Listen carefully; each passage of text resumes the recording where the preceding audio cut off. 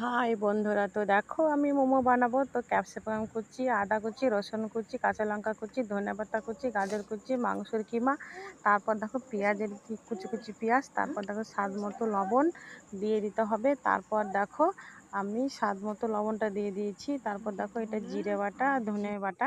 তো মশলাটা এটা থুয়েছি আমি, মানে করার জন্য থুয়েছি। সবজিটা একটু বেশি বেশি দিয়েছি, কেন শুকে দেবো। তারপর মাংসটাকে ভালো করে কড়াইতে নেড়ে নিতে হবে। আমি লাললাম কেন, এটা লাল একটু খেতে ভালো লাগে, স্বাদ লাগে, তার জন্য। তো তোমরা যদি কেউ মনে করো তো লাভতেও পারো, না লাভতেও পারো। তো আমি পুরোটা বানাই। তা করতে করতে নীতিকাকে বলেছিলাম ময়দাটা মেখে রাখিস, নীতিকা ময়দা মেখে রেখেছে। তো বন্ধুরা এই দেখো স্যুপের জন্য আমি এটা রেডি করছি। তো স্যুপের জন্য বেশি পেঁয়াজ মরিচ টরিচ সব দেওয়া হয়ে গেছিলো আমার।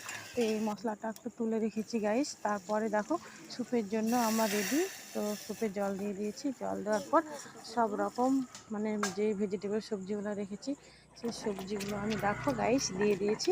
তো তারপর আমি বাটিতে টমেটো, কাঁচামরিচ, শুকনো মরিচ সিদ্ধ করেছি। তো এই ভিডিওটা কি জানি আমার সেট করা হয়নি।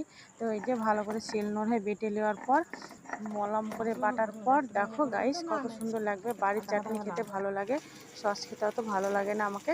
তাই দেখো পেঁয়াজ কুচি, রসুন কুচি, আদা কুচি তেলে দেওয়ার পর ভালো করে একটু লাল হয়ে গেলেই তুমি সসটা ঢেলে দিবে। সসটা ঢালার পর দেখো ফুটে গেলেই স্বাদ মতো একটু লবণ, স্বাদ মতো একটু চিনি, আর তারপর একটু ভালো করে নেড়ে চেড়ে তেল ছেড়ে গেলেই তারপর এতে কিন্তু অবশ্যই আপনার ভিনেগারটা আমি পাইনি, আমি একটু লেবুর রস দিয়ে দিয়েছি, কিন্তু অবশ্যই একটু ধনেপাতা বাটা দিতে হবে। তো আমার ধনেপাতা তো এখন অন্য সিজন, মানে ধনেপাতা বেশি পাওয়া যায় না, আমি দিয়ে দিয়েছি অল্প একটু। তারপর আমার সস রেডি হয়ে গেছে, সসটা নামিয়ে নিলাম। দেখো সসের কালারটা দেখো, আর স্যুপও আমার এদিকে হয়ে গেছে। তো তারপর ভাবলাম চলো ময়দা ডো কেটে নিয়েছি, হাতে করে বানাচ্ছি, কোনোদিন বানাইনি। আমার নীতিকা বলছে কি বেলে বেলে করতে, আমি বেলে বেলে করিনি, হাতেই দেখো গোল করে দিয়েছি। আমার মোমোটা একটু মোটা মোটা বানানো হয়ে গেছে, তাই একটু ভালো হয়নি। তো কি বলবো, প্রথম ট্রাই করেছি, অতটা ভালো হবে না জানি। তো খেতে বেশ টেস্টি হয়েছিল কেন বাড়িতে।